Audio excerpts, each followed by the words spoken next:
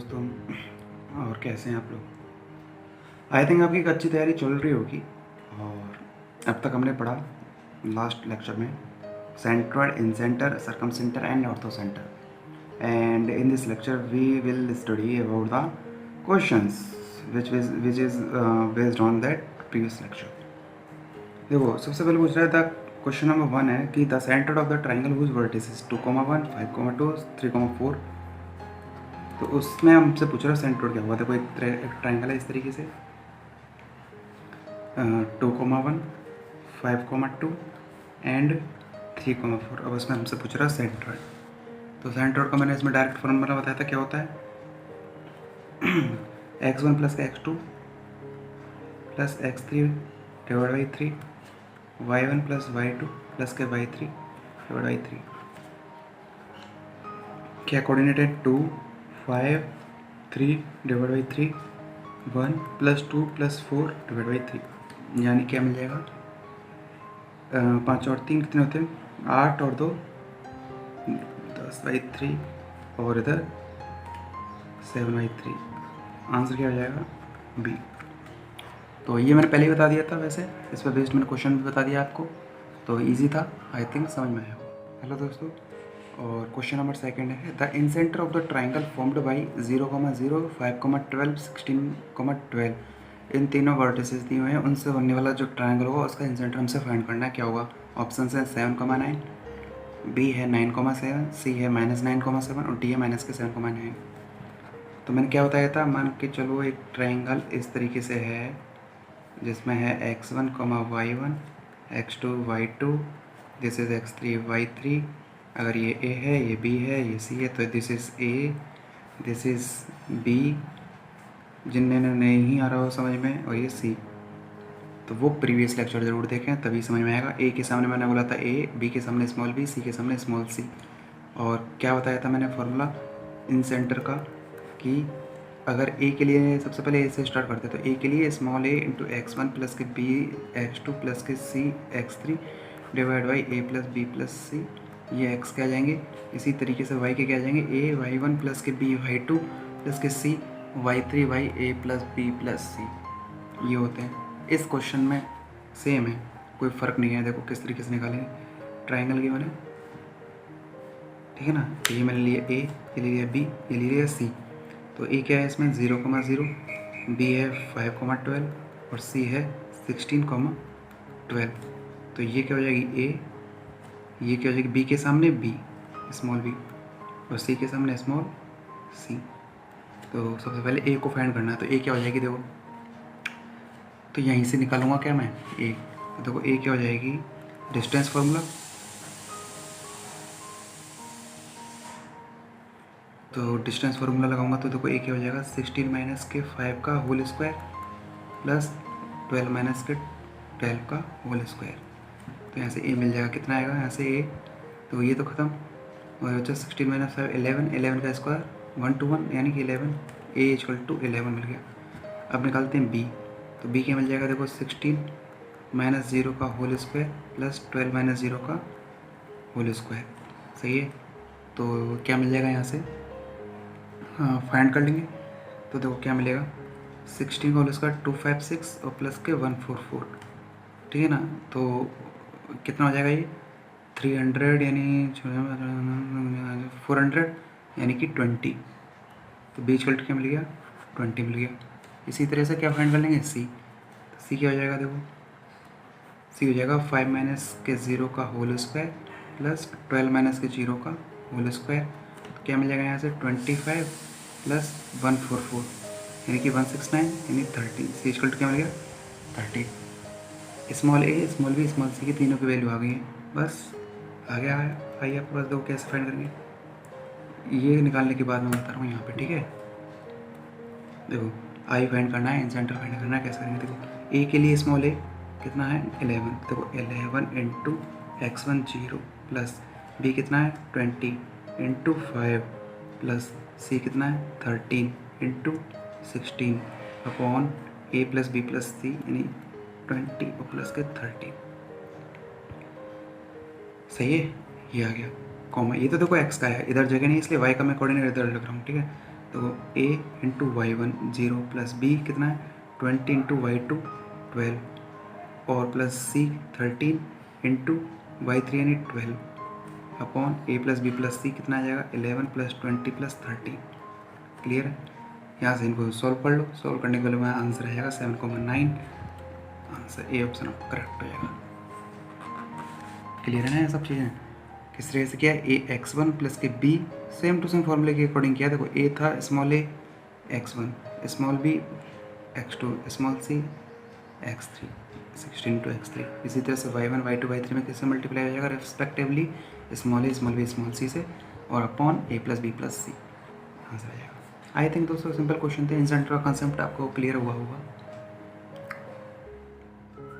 Question number 3 है दोस्तों, find the coordinates of the circumcentre of a triangle A B C with A दिया हुआ है 3,2 B दिया हुआ है 1,4 और सी दिया हुआ है 5,4।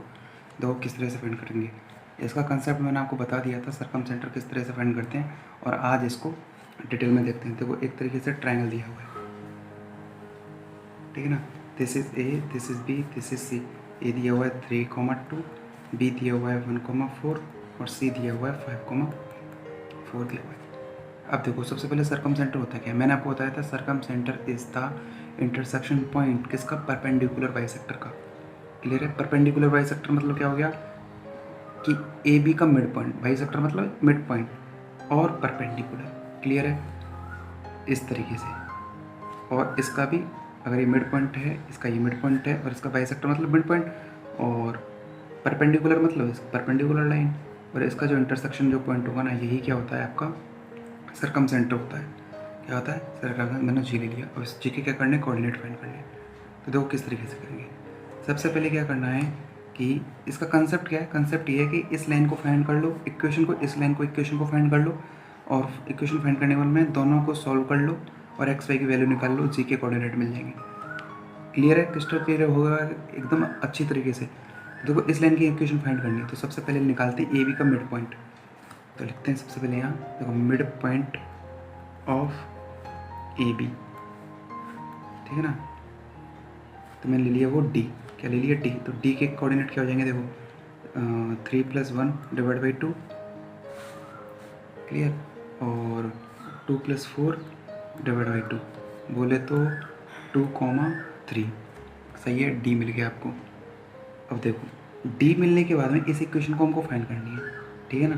तो देखो ए बी की जो स्लोप होगी और इसकी जो स्लोप होगी परपेंडिकुलर होगी ना, तो m1 अगर ए बी की स्लोप है, m2 अगर इस लाइन की स्लोप है, तो m1 × m2 = क्या हो जाएगा -1 हो जाएगा। क्लियर है।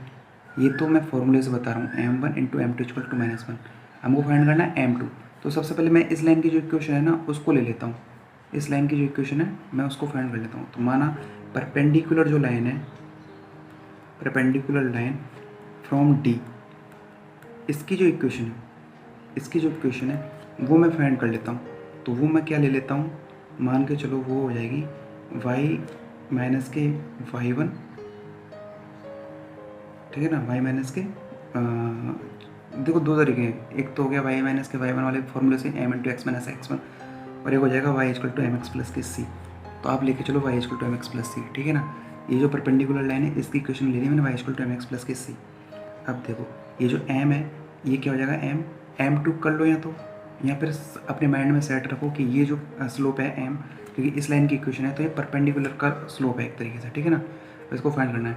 तो देखो ए बी का जो स्लोप होगा वो निकालो। पहले यहाँ पर m निकालता हूँ मैं सबसे पहले। ए बी का स्लोप क्या हो जाएगा, देखो ए बी स्लोप,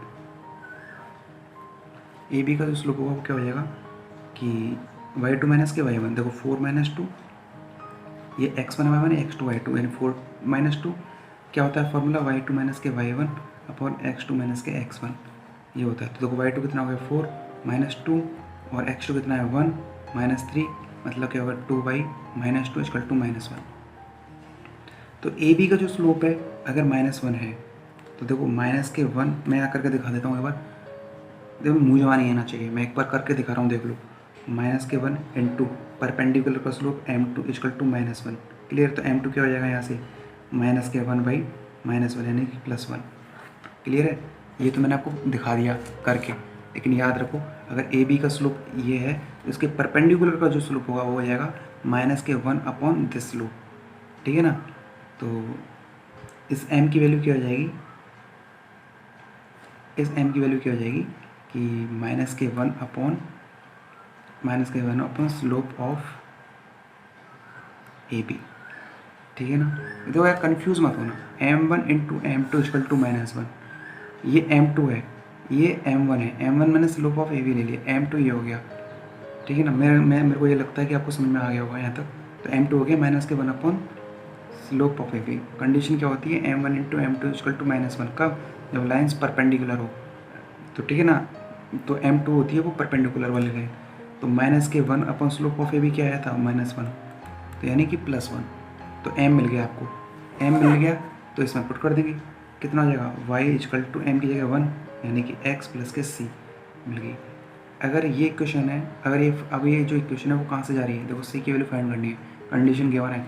ये जो इक्वेशन है, ये जो y equal to x plus के c इक्वेशन है, वो कहाँ से पास हो रही है, d से। भाई वो तो इसी से रही है ना, पॉइंट से, d से। अगर ये d से पास होती है तो this equation will satisfy this coordinate d, clear है। तो अगर ये इफ़ दिस पास थ्रू, देखो ये बहुत बेसिक है, मैं लिखना पड़ रहा है मेरे को, लेकिन मैं आपको बता रहा हूँ एक बार, ठीक है ना, बाद में नहीं बताऊँगा इस चीज़ को, ये बहुत बेसिक चीज़ है। If this equation pass through D, तो डी क्या था, डी था हमारा 2,3, तो इसको सेटिस्फाई करेगा। तो वाई की जगह 3, 2 equal to c, c equal to क्या मिल गया यहाँ से 1। तो इक्वेशन क्या हो जाएगी अब ओवरऑल, तो वाई इक्वल टू, या फिर लिख लें सी की जगह पुट कर दो 1, तो ये हो जाएगा x माइनस वाई और प्लस के 1 इज इक्वल टू 0।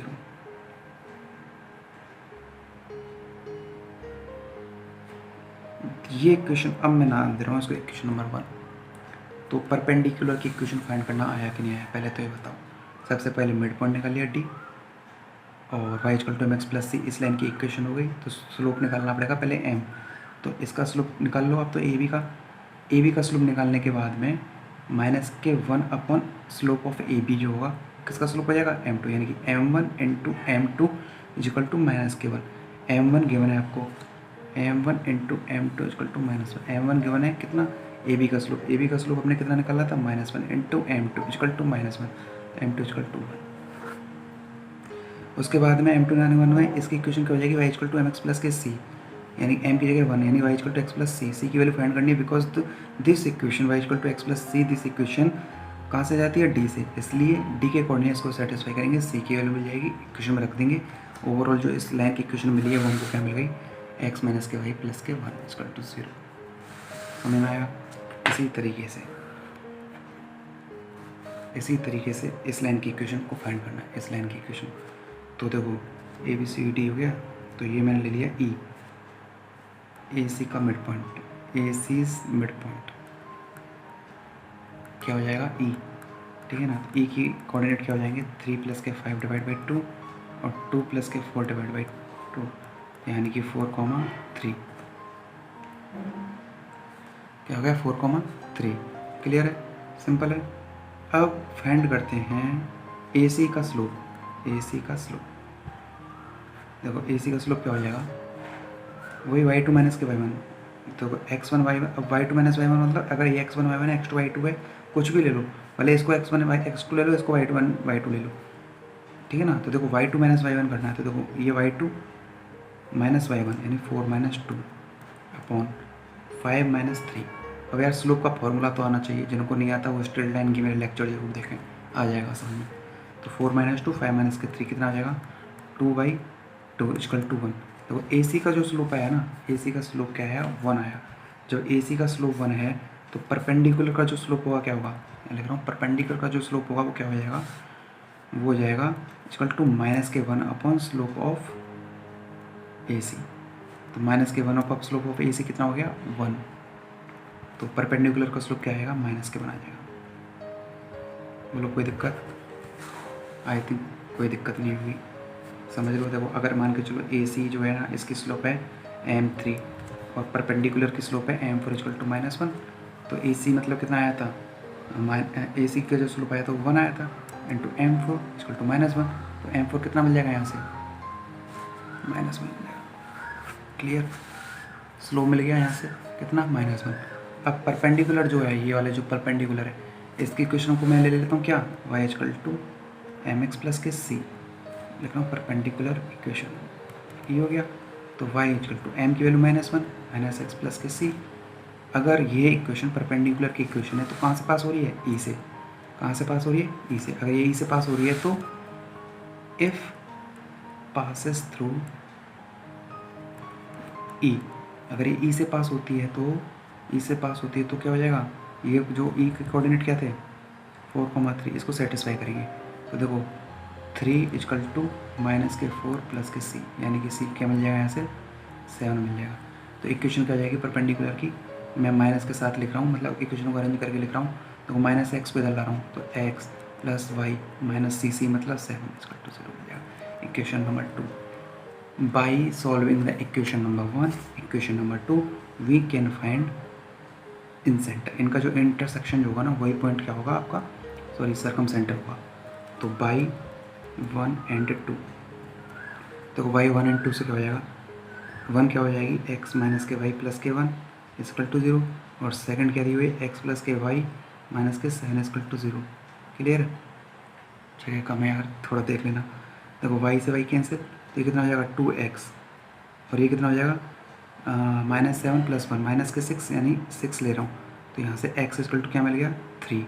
अगर x इक्वल टू 3 है तो y इक्वल टू क्या मिल जाएगा, x इक्वल टू 3 कहीं भी पुट कर दो, किसमें पुट कर दो चाहे, x इक्वल टू 3 तो y इक्वल टू क्या हो जाएगा, देखो 3 माइनस के 7 कितना हो गया, माइनस के 4, यानी y इक्वल टू 4। तो g के जो कोऑर्डिनेट आएंगे वो क्या जाएंगे 3, 4। यही क्या है, सर्कम सेंटर है। यही क्या है सर्कम सेंटर है। तो आई थिंक दोस्तों ये समझ में आया होगा, तो इम्पोर्टेंट था वैसे तो। और जी क्या जाएगा 3,4। तो सर्कम सेंटर निकालने का सिर्फ एक ही तरीका है, कंसेप्ट ये है कि परपेंडिकुलर की इक्वेशन निकाल लो दोनों तरफ से, और इनका इंटरसेक्शन जो होगा सॉल्व करने पे वो सर्कम सेंटर आ जाएगा। परपेंडिकुलर की कैसे निकालते हैं, दो चीज़ें, पहले ए बी का स्लोप, क्योंकि y equal to M x plus c अगर परपेंडिकुलर का इक्वेशन है तो m का मतलब क्या हो जाएगा, इस ए बी का परपेंडिकुलर का स्लोप, मतलब m1 into m2 equal to -1। तो परपेंडिकुलर स्लोप क्या जाएगा, इस ए बी का उल्टा -1 अपॉन ए बी का स्लोप। वहाँ के बाद में वो इक्वेशन एच डी से पास कर रही है, सेटिस्फाई कर दो। इसी तरह से इसकी इक्वेशन मिल जाएगी, दोनों को सॉल्व कर लेंगे। मैं यार उम्मीद करता हूँ आपको समझ में आया होगा।